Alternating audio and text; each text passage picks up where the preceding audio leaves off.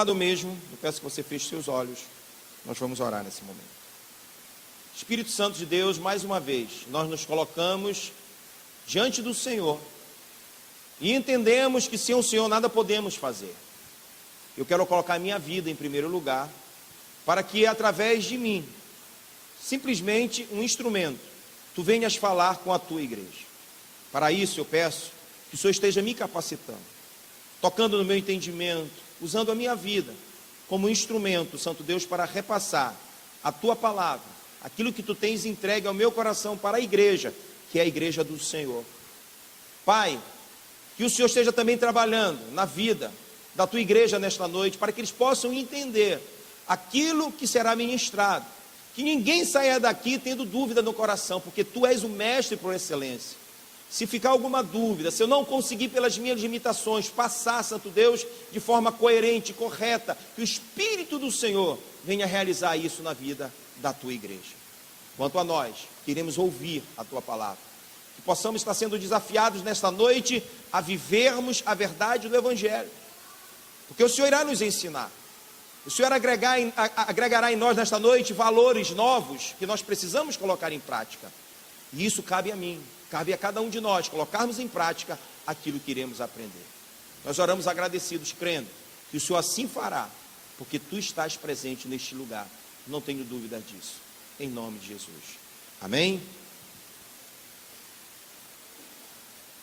Bom, agora, nesse tempo novo, de 2014 em diante, nós temos tido o privilégio, porque é um privilégio ministrar a palavra de Deus para a igreja do Senhor, de quem foi escalado no domingo. Ele vai jogar 3 tempos, joga o primeiro tempo de manhã, joga o segundo tempo à tarde e ainda faz a prorrogação à noite. Então nós temos a oportunidade de ministrarmos a mesma palavra para toda a igreja. Isso tem um objetivo, para que na reunião de célula possamos ali naquele grupo, no meio daqueles irmãos, ruminarmos aquilo que foi ministrado domingo. E aí, como a igreja ela ouviu a palavra, todos ouviram a mesma palavra, aí nós vamos então juntos agora falarmos, e Deus vai usar um, vai usar outro, vai trazer isso, na verdade, um fortalecimento para a igreja ainda maior. Então, amados, e um outro detalhe que isso é muito interessante, é que tem como nós fazermos menção da mensagem do domingo anterior, porque a igreja ela ouviu a mesma mensagem, e foi ministrada a mesma coisa no domingo anterior. E eu quero fazer menção exatamente aqui a algumas referências que o pastor Monteiro, que ministrou domingo passado, ele fez. Ele ministrou, quem lembra qual foi o livro que ele ministrou? Ezequiel. No capítulo 2, ele usou o capítulo 2 e o capítulo 3. No capítulo 2, o profeta Ezequiel, ele recebeu uma voz de comando da parte do Senhor. Deus disse: olha, Ezequiel, fala tudo o que eu te mandar falar. Fala para o meu povo, era povo de Deus. Mas esse meu povo, ele tem um coração duro, de dura cerviz. Ele é predestinado para o mal. Mas não deixa de falar para o meu povo tudo o que eu mandar você falar. E detalhe, eles não vão te ouvir, porque o coração deles é duro. E olha, o que vai retornar para ti não é fácil. Olha que missão. Ele chega a dizer assim, ó, vai ser como se você tivesse que repousar numa cama cheia de escorpião. Esse é o retorno que eles vão te dar, por causa da mensagem que eu vou mandar você entregar para eles. Mas o que é muito interessante, eu conversando com o pastor Léo, é o que está no capítulo 3, versículo 20 também de Ezequiel. Nós comentamos isso, não foi, pastor Léo? Na segunda-feira, logo em seguida, nós comentamos em cima desse texto. Olha o que diz lá: também quando o justo se desviar da sua justiça e fizer a maldade, e eu puser diante dele um tropeço, ele morrerá, visto que não o avisaste. No seu pecado morrerá, e as suas justiças que praticara não serão lembradas, mas o seu sangue da tua mão o requererei. Trocando em miúdo para você entender melhor. Olha, fala. Eu não vou levar em consideração aquilo que eles fizeram de bom. Se eles estiverem na prática, eu não vou levar em consideração, se eles viveram até semana passada coisas boas. Não levarei em consideração.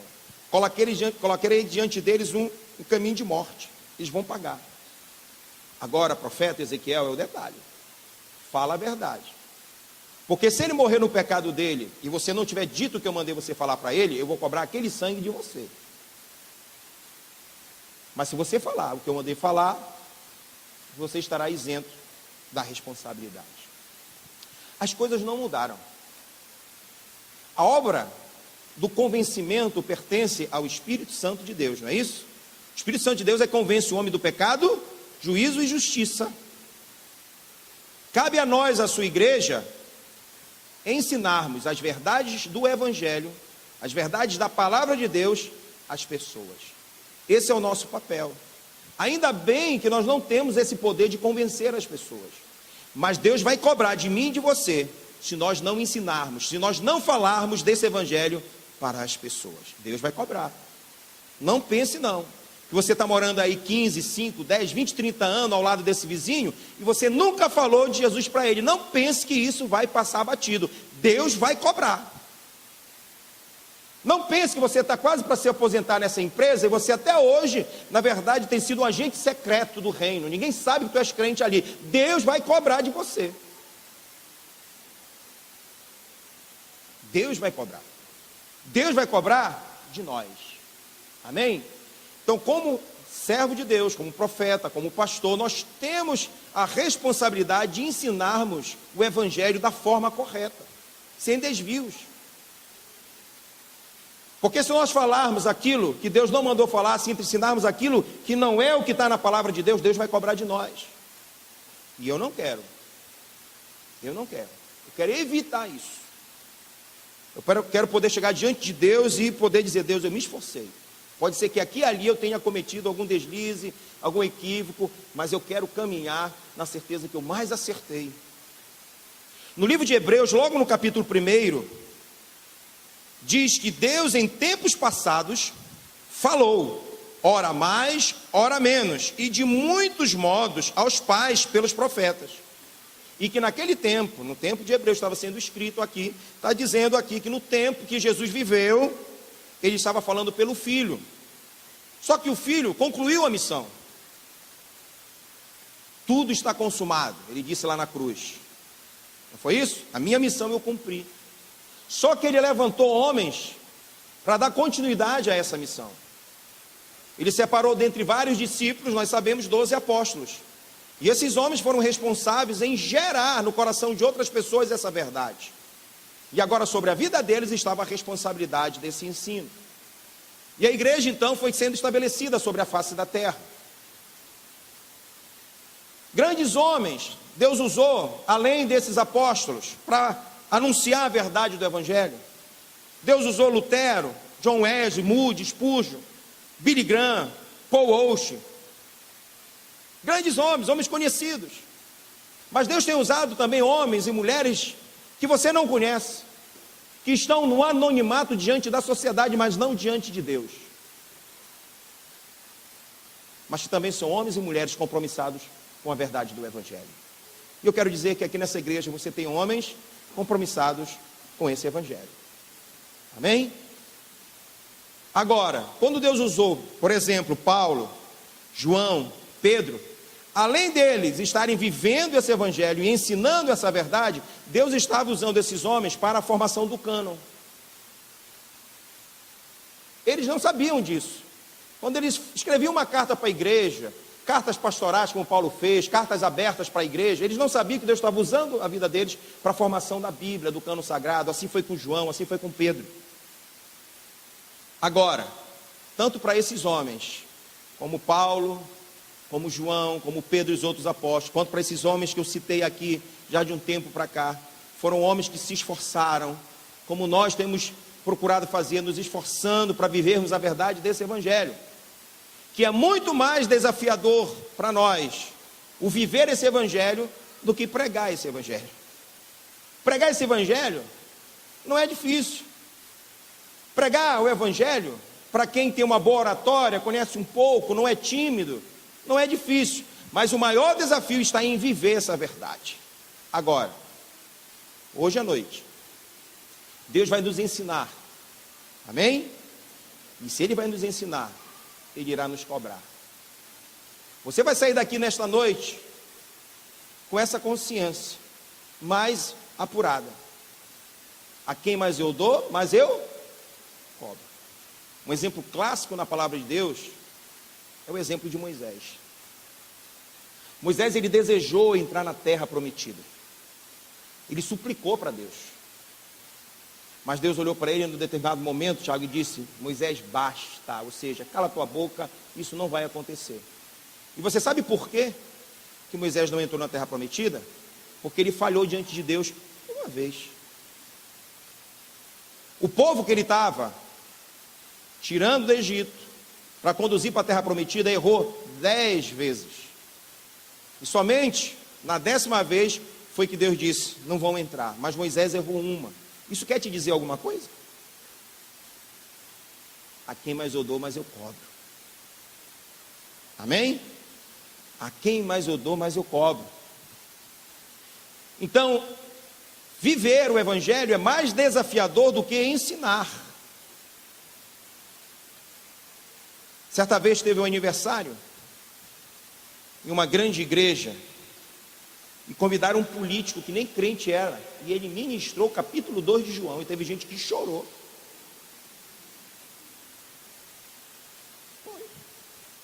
Deus usa quem quer, o diabo só usa quem pode. Mas há uma grande diferença entre pregar, ensinar um texto e viver. Nós temos que nos esforçar para vivermos, mais do que ensinar. Mas está também sobre nossa responsabilidade o ensinar a verdade do Evangelho, além de viver a verdade do Evangelho. Abre em Atos capítulo 20, por gentileza.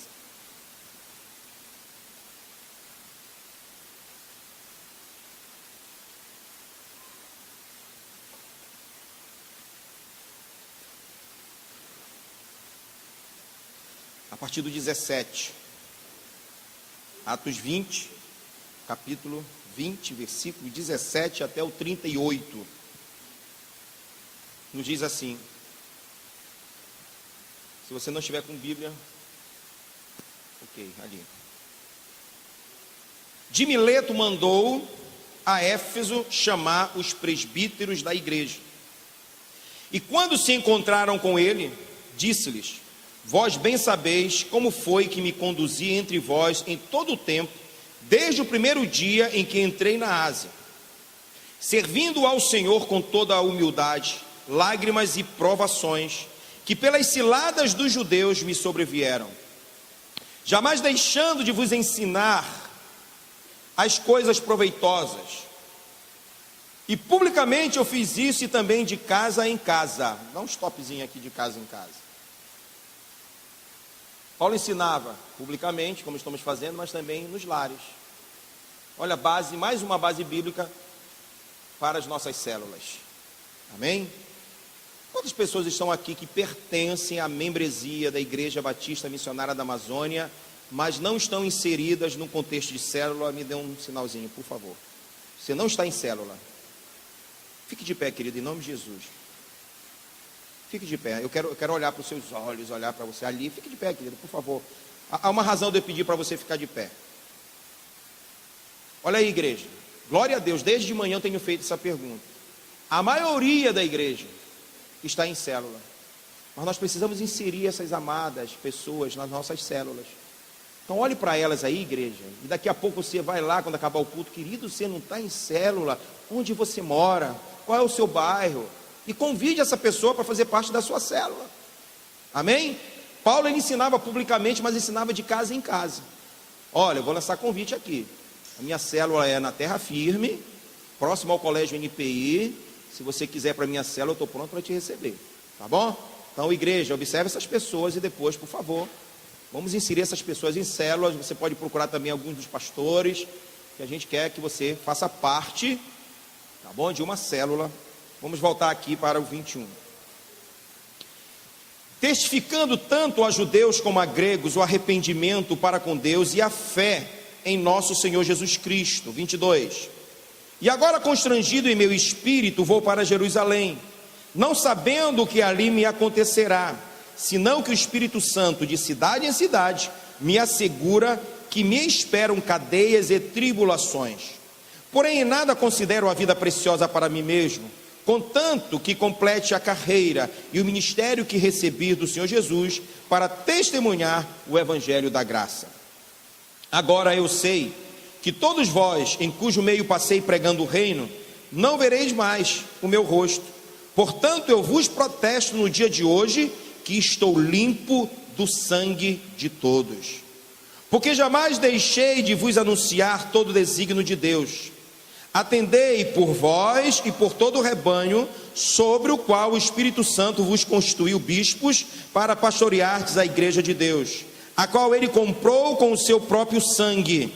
Eu sei que, depois da minha partida, entre vós penetrarão lobos vorazes, que não pouparão o rebanho, e que dentre vós mesmos se levantarão homens falando coisas pervertidas, para arrastar os discípulos atrás deles. Portanto, vigiai, lembrando-vos de que, por 3 anos, noite e dia, não cessei de admoestar com lágrimas a cada um. Agora, pois, encomendo-vos ao Senhor e à palavra da sua graça, que tem poder para vos edificar e dar herança em todos os que são santificados. De ninguém cobicei prata nem ouro, nem vestes.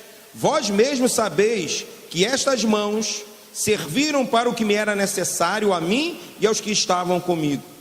Tenho-vos mostrado em tudo que, trabalhando assim, é mister socorrer os necessitados e recordar as palavras do próprio Senhor, que disse: mais de bem-aventurado é dar que receber. Tendo dito estas coisas, ajoelhando-se orou com todos eles. Então houve grande pranto entre todos, e abraçando afetuosamente a Paulo, o beijavam, entristecidos especialmente pela palavra que ele dissera, que não mais veriam o seu rosto, e acompanharam-no até ao navio. Esse contexto, ele lança luz sobre o governo da igreja, sobre a liderança. Paulo, ele mandou chamar os presbíteros. Ele estava em Éfeso e mandou chamar os presbíteros da igreja, os líderes, os pastores, e ele queria ter uma conversa com eles. Agora preste atenção, eu já tive a oportunidade de ministrar em um outro momento, não foi para toda a igreja, porque ainda era no modelo antigo, havia uma escala, mas eu ministrei, e eu falei nessa ministração de que, querido, ainda que você não se julgue um líder, porque você não está à frente de um departamento, você não compõe nenhum ministério da igreja, aí você pode dizer: então não é comigo, eu não sou líder. Preste atenção, todas as pessoas que estão envolvidas com uma outra pessoa é um líder, e é isso que Deus quer. Deus quer que você se envolva com outras pessoas, que você cuide de outras pessoas. Deus, ele não nos alcançou, querido, para que simplesmente de terça em terça, ou de domingo em domingo, estivéssemos aqui, não. A igreja, ela tem um papel fundamental. A existência da igreja é para anunciar o evangelho às pessoas, e isso está diretamente relacionado a esse envolvimento com as pessoas. Por isso que nós temos hoje líderes de células, discipuladores. Então você que está envolvido no cuidado com pessoas, essa palavra é para você também, é para mim e é para você. E se você ainda não está envolvido com vidas, querido, querida, Deus quer te usar, amém? Deus quer usar você. Deus quer que você se envolva com vidas. Não existe nada mais importante para Deus do que vidas, amém? O evangelho está aqui com essa proposta: alcançar as vidas, alcançar o perdido. Jesus morreu com essa proposta, ele deu a sua vida pelos pecadores, envolvimento de Cristo com almas, e nós somos representantes do Senhor aqui na terra. Então essa palavra é para todos nós, amém? Quem recebe, diga amém.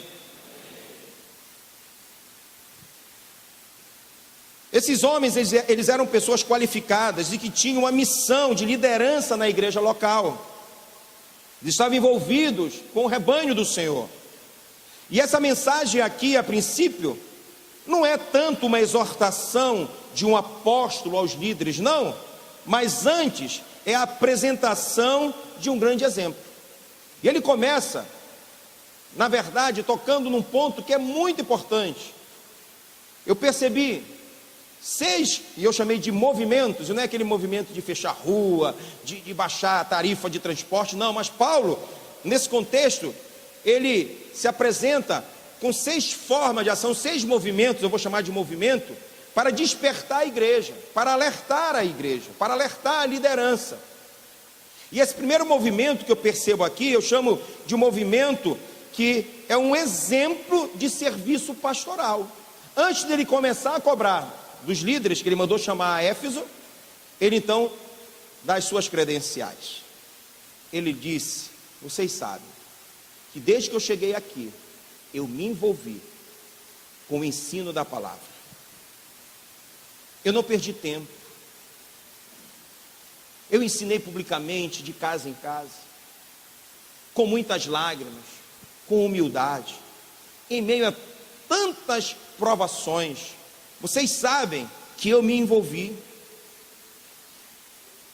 Do versículo 18 ao 21 você percebe isso.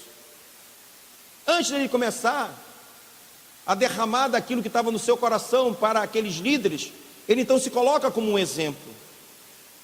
Vocês sabem muito bem do meu envolvimento. Vocês sabem do meu testemunho. Como eu me envolvi com a obra de Deus. Deus me deu uma missão e eu não perdi tempo. Todo momento que nós tínhamos, eu aproveitava esse momento para ensinar a vocês coisas boas. Coisas que pudessem mudar a vida de vocês. É lógico, ele tinha o momento dele de comunhão. É lógico, a comunhão é muito importante. A comunhão depois da célula, que beleza, hein? Olha, eu tenho que me policiar agora, que eu já estou meio gordinho. E olha, tem sido uma festa o nosso momento de comunhão lá em casa. Mas o momento de comunhão, ele não pode ser mais desejado do que o momento de ouvir a palavra de Deus. Não pode. Inclusive, tem gente que, se for isso, só uma estratégia, beleza, mas olha, vai lá na célula, olha, tem um bolo depois da célula, você já colocou o bolo como algo mais importante, né? Se for só uma estratégia para levar o irmão, beleza. Mas se for aquilo que você está, porque a Bíblia diz que a boca só fala do que o coração está cheio, então cuidado, porque de repente essa é a tua motivação. Não pode ser essa a nossa motivação. Aquele momento é maravilhoso. E aí eu faço aqui, na verdade, uma observação, porque às vezes isso acontece. Existem pessoas que, na hora que você chama para coisa mais séria, ele vai dar as desculpas. Não posso, não dá. E aí chega o momento do lazer no sítio. Aí ele dá um jeito. De repente ele dá um jeito. A cobrança que ele disse que ia fazer na terça, que não dava vir para a igreja, ele dá um jeito de antecipar ou de fazer depois daquele dia, para ele dar um jeito. Ou seja, ele está priorizando somente a comunhão. Paulo está dizendo: eu não perdi tempo. Tinha o momento da comunhão, mas a minha prioridade foi ensinar a palavra de Deus para vocês. Está escrito aqui. Então ele deu um exemplo. Esse é o primeiro movimento da mensagem, que está entre o versículo 18 e o 21. Com humildade. Veja só, ele ensinava com humildade, não era com arrogância. No meio das provações, ou seja, quanta dificuldade às vezes ele tinha de se locomover para chegar naquela casa, para chegar com aquele público-alvo que ele ia ministrar. Quanta dificuldade, provações. E às vezes tem gente: não dá porque está chovendo. Não dá porque é engarrafamento. Eu passei 11 dias de férias em São Paulo, agora em janeiro. E quando eu cheguei para conversar com os irmãos da igreja lá, eu vi um pastor dizendo: olha, nós temos que valorizar, sabe, a iniciativa, a dedicação de alguns irmãos, porque eles enfrentam 6 horas de transporte para chegar no trabalho. 6 horas, eu fiquei assim: esse cara está exagerando. 6 horas? Tá. Aí eu resolvi fazer os meus passeios. E eu disse: não, pastor, não se preocupe conosco, porque ele não estava de férias. E ele vai chegar agora dia 18, é o contrário, ele vem para as férias, eu estou envolvido na igreja. Eu disse, eu não quero lhe prejudicar, tranquilo, só me diga, qual é o ônibus que eu pego, o metrô. Ele, pronto, ensinou o primeiro dia.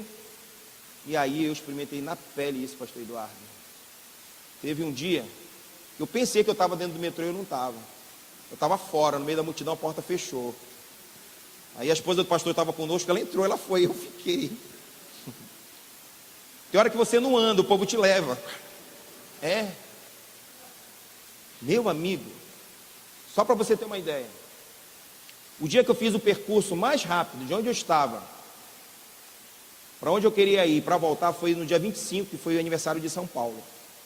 A maioria das lojas fecharam, e eu fiz o mesmo percurso, entre ir e voltar. Eu gastei 3 horas e 40 minutos. Num dia que não tinha confusão no metrô. Não é aquele vazio, entendeu? É aquele que dá para te ficar em pé sem ninguém te perturbar. E eu pensei, como nós somos mal acostumados lá em Belém. A gente que mora em Ananindeua reclama porque tira 1 hora para vir de lá para cá. Coloca as suas dificuldades por causa de 1 hora. Paulo diz que ele, no meio das provações, ele ia com o intuito de ensinar a palavra de Deus. Ele não parava. Amém? Então ele era um exemplo. Ele podia, na verdade, aqui cobrar. Aquele negócio de assim, faz o que eu mando e não faz o que eu faço, isso é balela, isso é coisa do mundo. O homem de Deus tem que ser, na verdade, o modelo das coisas de Deus. Versículo 22 ao 27, eu verifico aqui um outro movimento, que é a respeito do rumo futuro, aquilo que lhe aguardava. Isso é poderoso. Paulo ele prossegue e fala do seu rumo futuro, que apresenta, que está diante dele, se apresenta, na verdade aqui, como um exemplo mais uma vez, de um homem que está decidido e de uma advertência que ele faz para aqueles irmãos, para aqueles líderes. Ele ia fazer uma viagem para Jerusalém, está lá no versículo 22, e ele sabia que essa viagem não era um erro, mesmo sabendo daquilo que lhe aguardava. O texto que nós lemos entre 22 e 27 fala exatamente que ele diz, olha, eu estou indo para Jerusalém, eu não sei o que me aguarda, eu só sei que o Espírito Santo já me revelou, já derramou no meu coração o entendimento de que aonde eu passar, todas as cidades que eu passar, eu vou enfrentar lutas e muitas tribulações, ciladas, cadeias. E aí você pensa que esse homem decidiu recuar? Não, ele não decidiu recuar, porque Paulo sabia qual era a sua missão. Ei, queridos, você sabe qual é a sua missão? É a mesma missão do apóstolo Paulo, só que o tempo é outro, mas é a mesma missão, ensinar o evangelho de Jesus Cristo. O evangelho que mudou a minha vida é o evangelho que pessoas precisam escutar através da minha vida agora. E não importa se as dificuldades vão aparecer, se a distância é grande, se vai chover. Eu acho impressionante como nós decidimos, na verdade, escolher sempre o lado mais cômodo, mais fácil.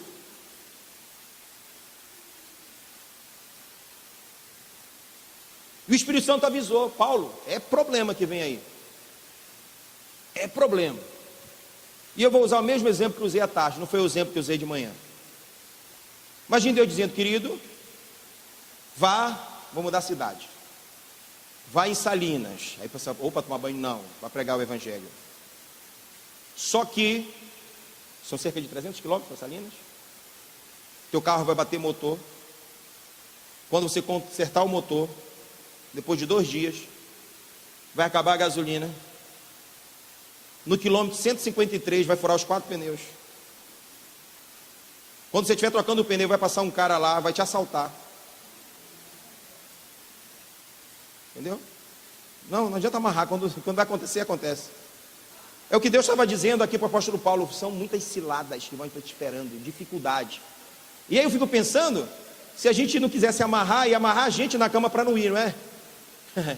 Amarrar a gente na cadeira para ver a televisão, não vou não, dificuldade eu não vou não, Senhor.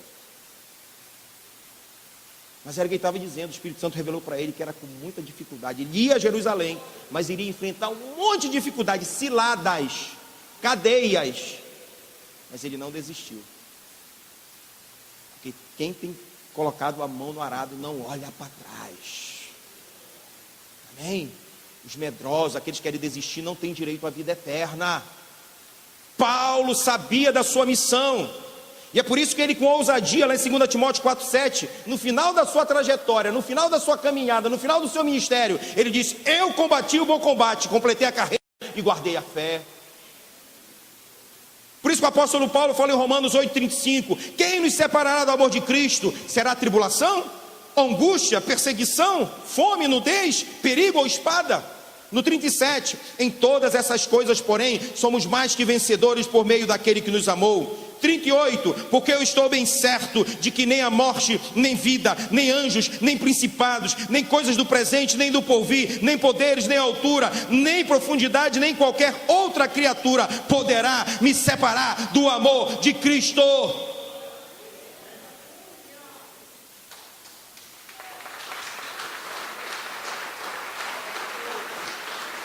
Nada, nada é nada. Nada o faria desviar do seu caminho, que precisava ser trilhado, independentemente das circunstâncias. Sabe por quê? Porque ele sabia que a sua vida não era mais preciosa do que a vontade de Deus. Ele sabia que a vida dele simplesmente era um instrumento para a glória de Deus.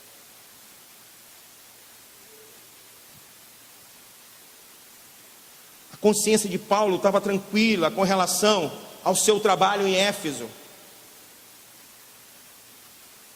porque ele sabia que ele não tinha proclamado metade do Evangelho, parte do Evangelho, 99,9% do Evangelho.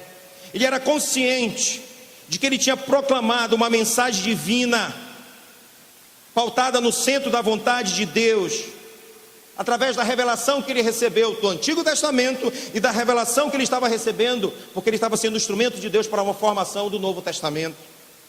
Ele tinha essa convicção. Isso dava a ele a certeza de que ele estava limpo diante do Senhor.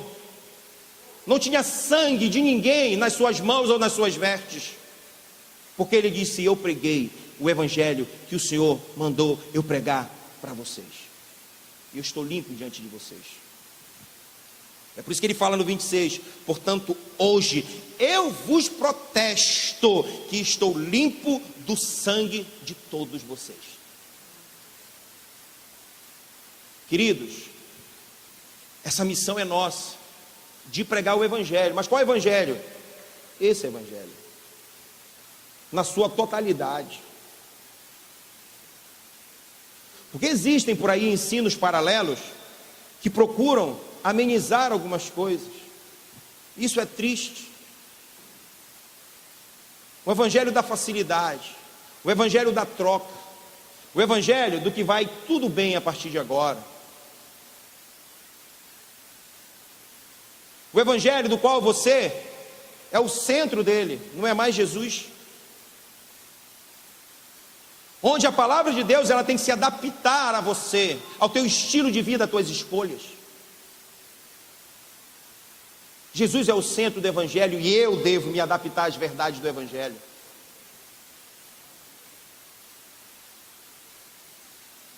Paulo tinha essa consciência: eu ensinei um Evangelho genuíno. O sangue de vocês, Deus não vai requerer de mim. Tal qual Deus falou com Ezequiel, quando eu comecei no início da ministração. Importa você pregar a verdade do Evangelho.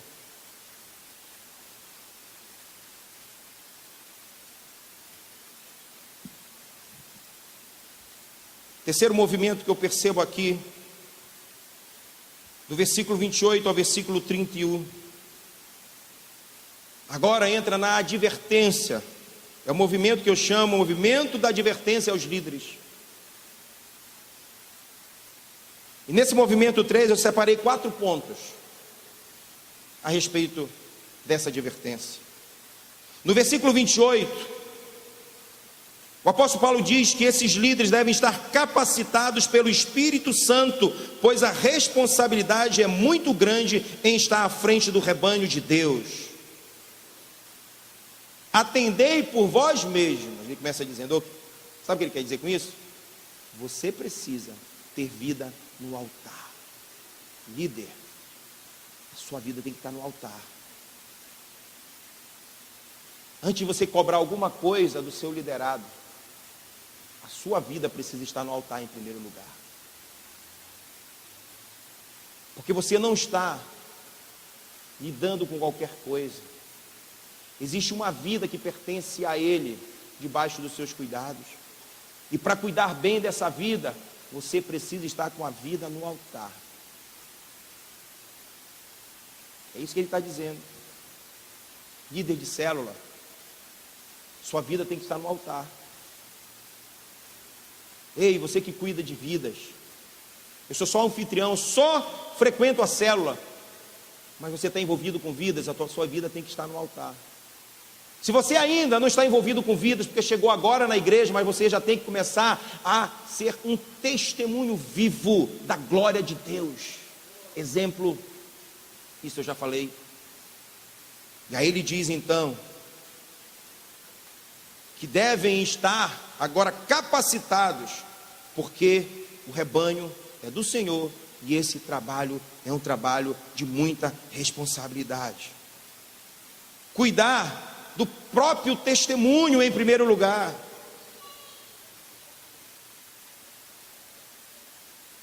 Atendei por vós e por todo o rebanho sobre o qual o Espírito Santo vos constituiu bispos, líderes, pastores, não importa.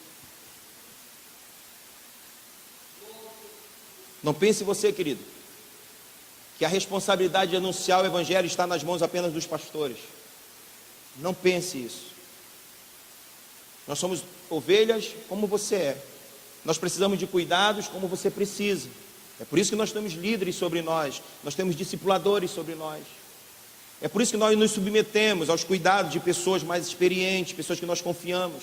Meu líder, pastor Monteiro, do pastor Eduardo, pastor Léo dos pastores, é o pastor Monteiro, mas o pastor Monteiro se submeteu hoje aos cuidados do pastor Eide, porque nós somos ovelhas também.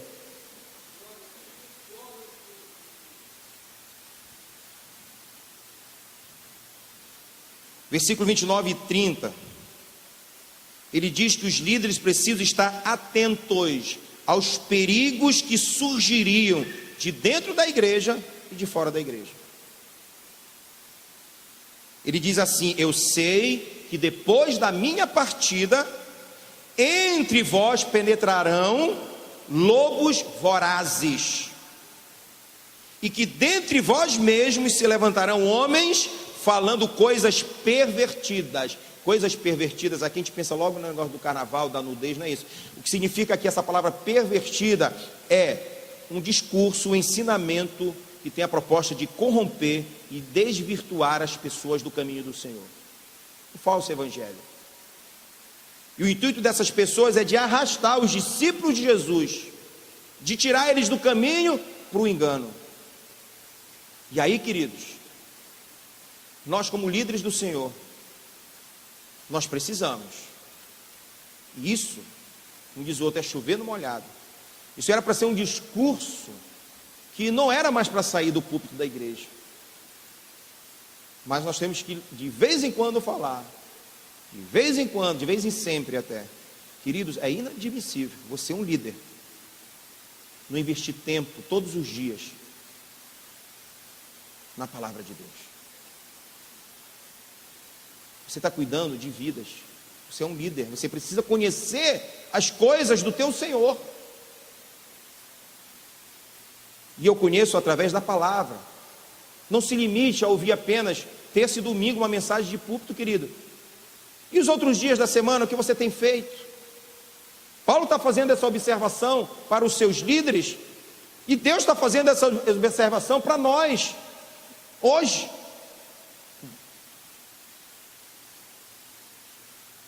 Amém? Queridos, nós precisamos conhecer a palavra de Deus. Nós precisamos estudar a palavra de Deus.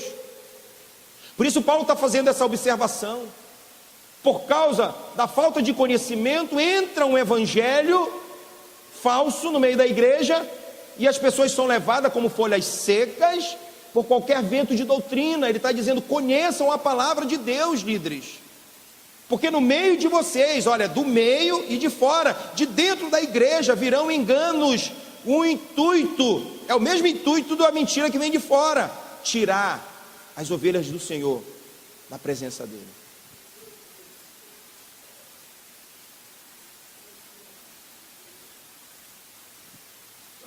Uma outra abordagem ainda, fazendo parte do movimento número 3, que é advertências aos líderes, é que ele diz que aqueles líderes deveriam lembrar da exortação que receberam. É como se hoje você guardasse esse dia e de vez em quando você lembrasse: poxa, um dia o pastor Elton ministrou uma palavra e olha, eu preciso guardar essa palavra, e quando me der a preguiça de estudar, mas ele disse: eu sou um líder, eu tenho que estudar, que eu tenho que ser um exemplo, que eu tenho que ser testemunho. Então ele está dizendo aqui: por favor, não se esqueçam das exortações que eu levei a vocês, porque quando eu os exortei, era para que vocês pudessem voltar para o prumo, né? Está na direção certa, porque a exortação ela tem dois significados: a repreensão e o animar. E as duas cabem. Paulo está dizendo: teve determinados momentos que eu tive de animar, porque você queria desistir. Lembra desse conselho? Não esquece, eu te animei. Então quando vier outra situação para te colocar para baixo, lembra desse conselho que eu te dei. Quando eu te exortei, porque você estava fazendo as coisas erradas, lá na frente, quando aparecer uma situação que tentar te tirar da verdade, te lembra que eu te exortei, porque Deus quer te usar. Não sai do caminho, não, querido. Paulo está falando isso. E nós sabemos que essa repreensão, a princípio, não é boa. Hebreus 12:11 fala a respeito disso. Olha o que diz Hebreus 12:11. Toda disciplina com efeito no momento não parece ser motivo de alegria, mas de tristeza. Mas depois, entretanto, produz fruto pacífico aos que têm sido por ela exercitados, frutos de justiça. O cara lembra da repreensão e aí nunca mais vai fazer a coisa errada. Um dia o irmão Paulo me deu uma bronca, realmente minha conduta não estava certa, e olha, pareceu uma situação parecida com aquela aqui. Não, mas aquele conselho me serviu para toda a vida. Aí a pessoa se mantém de pé.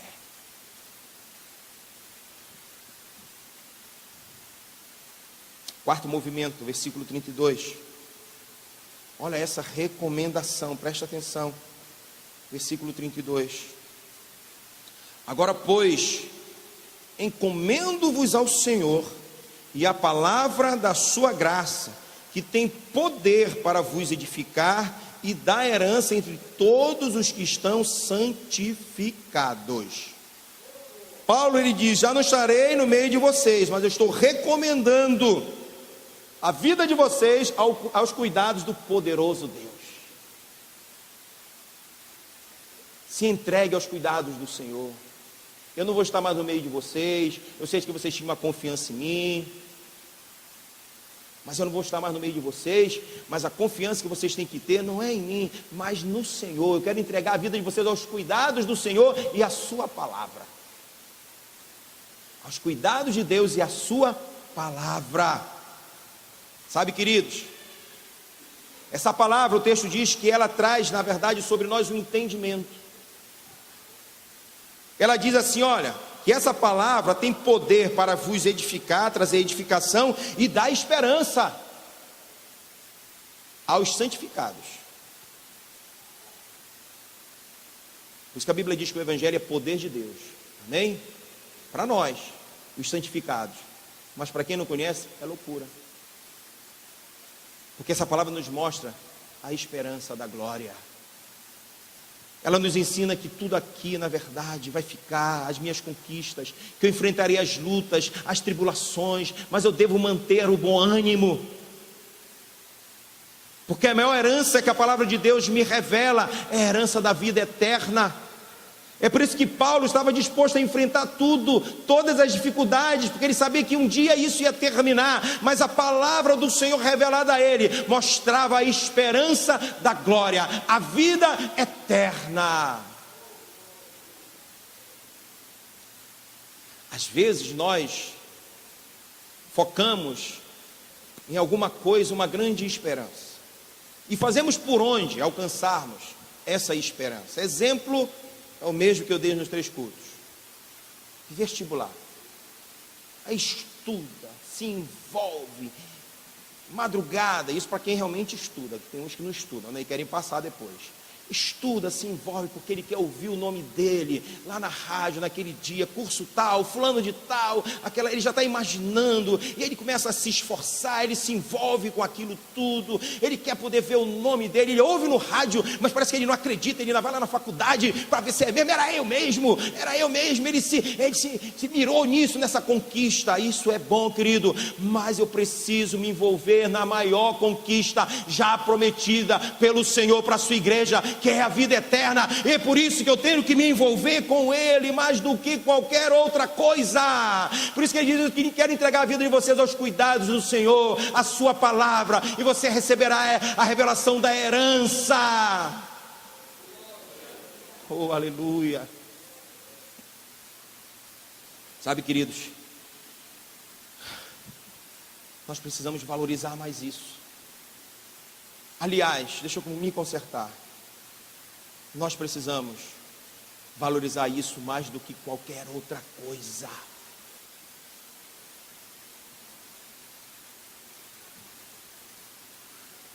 Somente os santificados, os que têm relacionamento com Deus, os que buscam, os interessados, receberão esse entendimento. Quinto exemplo que eu vou dar para você a respeito desse movimento é a generosidade.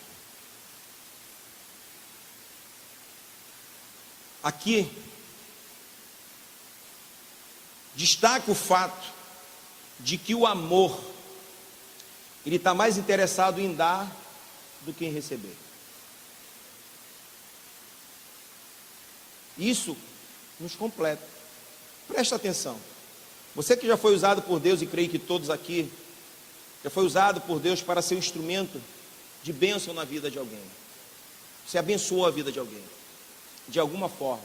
A pessoa que recebeu aquela bênção, ela ficou feliz contigo, mas eu tenho certeza que é incomparável a alegria daquela pessoa que recebe em relação à alegria de quem está sendo usado por Deus. Porque é melhor dar do que receber. O amor é isso. E Paulo, nesse momento aqui, ele foi especialmente cuidadoso para que ele não fosse identificado entre aqueles religiosos da sua época, que tinham transformado essa missão tão bela numa fonte de engrandecimento pessoal e uma fonte de lucro. E gente, Atos, ele foi escrito aproximadamente no ano 57, e observe que Paulo já tinha uma preocupação naquele tempo, porque desde aquele tempo, pessoas que foram chamadas por Deus com o ministério, saíram da rota, e começaram a fazer uso do ministério para engrandecimento pessoal e para fonte de lucro. Já existia isso naquele tempo, imagine hoje. Está assim, ó.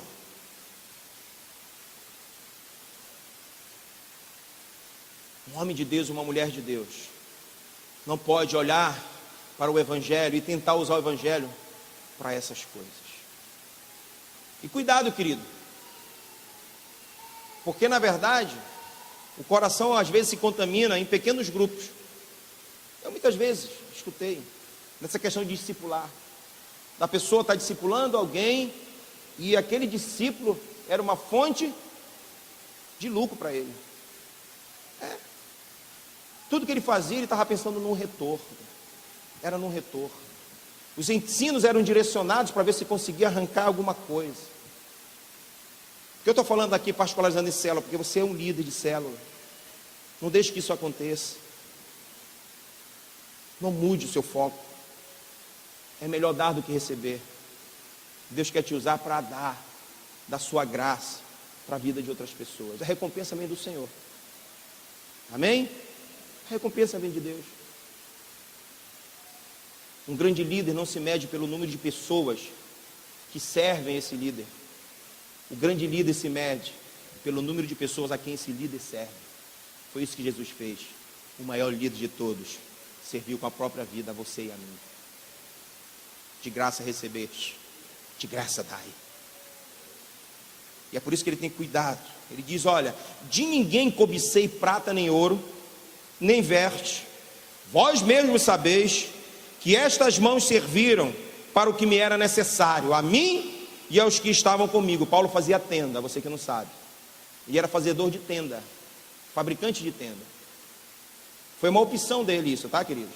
Porque ele mesmo diz que todo trabalhador é digno do seu salário, mas ele optou em não ser pesado aos irmãos. E ele está dizendo, vocês sabem disso, eu nunca cobicei coisa alguma. As minhas mãos trabalharam não somente para suprir as minhas necessidades, mas para suprir as necessidades das pessoas que caminhavam comigo.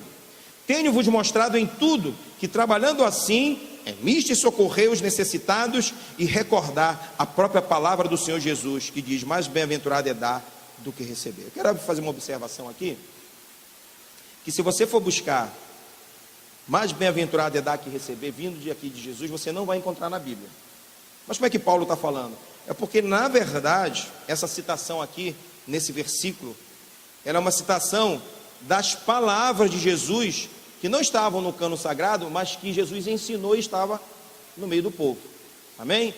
Estava no meio do povo, e Paulo ouviu esse ensino de Jesus, ele aprendeu esse ensino de Jesus, e aí ele então estava passando. Mas se você procurar em outro texto que não seja esse aqui, você não vai encontrar, porque ele está fazendo uma situação dizendo que foi Jesus que disse. Então não está lá nos evangelhos, mas foi Jesus que fez o ensinamento. Tem outros ensinamentos dizendo que aquele que dá um copo de água não perderá seu galardão. Tem esse princípio ensinado, mas essa frase em si não está.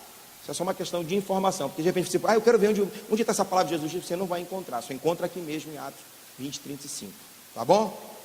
Fique de pé em nome de Jesus, porque eu quero finalizar com o sexto movimento, que eu chamo a despedida. Os 5 movimentos, Paulo, ele foi consciente em compartilhar isso com aqueles líderes. Eu percebo isso. Havia, na verdade, uma intenção do coração dele de se apresentar como exemplo, dizendo, vocês têm que ser o exemplo, eu fui um exemplo para vocês, vocês têm que ser um exemplo também. Paulo, ele teve a intenção de dizer, olha, vocês devem cuidar de vocês em primeiro lugar, não cobrem dos outros sem antes cobrarem de vocês. Ele teve essa intenção. Paulo teve a intenção de mostrar que aquele rebanho, que aquelas pessoas estavam cuidando, era um rebanho do Senhor, e isso tem que ter muita responsabilidade. Tudo isso que eu falei, eu vi que houve uma intenção do coração de Paulo, mas eu entendo que esse sexto movimento, ele não teve a intenção, mas aconteceu, e eu percebi isso, que eu chamo o movimento da despedida. 36 diz, tendo dito estas coisas, ajoelhando-se, orou com todos os presbíteros, os líderes, que ele mandou chamar. Então houve grande pranto entre todos, e abraçando-se afetuosamente a Paulo, beijavam a ele. E eles estavam entristecidos, especialmente, porque Paulo lhes dissera que eles não mais veriam o seu rosto. E aí eles foram acompanhar o Paulo até o navio, de onde o Paulo seguiu a sua jornada para Jerusalém. Eu percebo aqui relações familiares nessa despedida. Relações familiares entre os irmãos da fé. Que coisa linda. E nós precisamos nos envolver nesse mesmo sentimento, queridos. Nós servimos ao mesmo Deus. Amém? Há uma promessa sobre todos nós da vida eterna no mesmo lugar. Amém? Nós deixamos de ser criaturas e passamos a ser filhos de Deus porque entregamos a nossa vida ao senhorio de Jesus. Amém? Deus então nos transformou em filhos, e nós precisamos então viver em meio a esse sentimento de família. Nós somos muito superficiais, e esse ser superficial, na verdade, está relacionado ao próprio Senhor. Eu vi uma mensagem do pastor Léo, que é um pastor presbiteriano da igreja da Gávea, no Rio de Janeiro. O tema da mensagem dele é Jesus virtual. Não,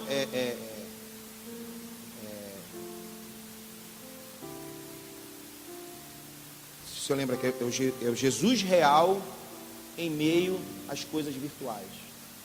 É mais ou menos assim. mostrando que o relacionamento é muito superficial com Jesus e com as pessoas. E ele deu um exemplo, que ele disse que ele foi no shopping, irmão Paulo, e ele viu 6 adolescentes que ele sentou ao lado, se comunicando através do celular. Eles poderiam conversar, mas eles estavam se comunicando no celular. Que coisa superficial. E às vezes o nosso relacionamento entre irmãos da mesma fé está assim, tão superficial, a ponto de nós não nos importarmos com o sofrimento do irmão, com a alegria do irmão.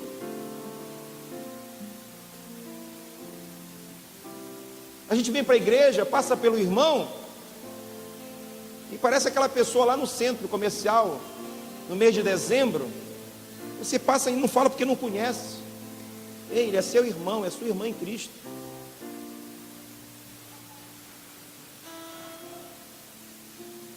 E eu percebo aqui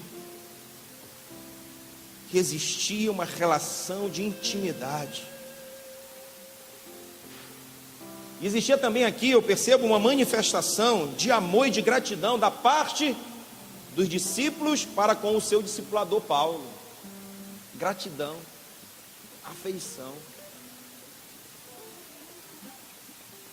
O mesmo homem que exortou em alguns momentos, porque foi necessário, recebia uma demonstração de carinho, de afeição e de amor. E às vezes, quando há necessidade da gente chamar a atenção de alguém, o cara fica inimigo nosso. Não vai mais para a célula, não fala com o irmão. Que bobagem. Tudo que Paulo ensinou, e quando necessário foi, exortou, tinha um fim proveitoso. Então nós precisamos ter mais relacionamento entre nós, porque nós somos família de Deus. Oramos pela irmã do Ricardo, e queridos, se de repente ele me procurou, pediu que nós orássemos, se de repente você sabe de alguém que está doente, se envolva com isso. Vamos usar a própria internet, as coisas aí, a tecnologia para as coisas boas. Tem um tal de WhatsApp agora, né? De repente passa para a tua turma lá, vamos orar pela irmã do Ricardo, ela está doente. Isso é envolvimento, é afeição, é carinho, é demonstração de amor, de respeito. A Bíblia diz que o mundo aguarda com expectativa a manifestação dos filhos de Deus, mas essa manifestação tem que começar aqui, na própria casa do Senhor, entre nós. E eu fico imaginando a cena. É legal a gente estudar a palavra de Deus assim, lendo e te coloca do lado. Te imagina do lado desses presbíteros que Paulo mandou chamar, e você começa então a te imaginar sentado do lado, ouvindo Paulo falando dessas coisas. Te imagina na despedida, você vendo Paulo de joelho e aquelas pessoas chorando com ele. Amor.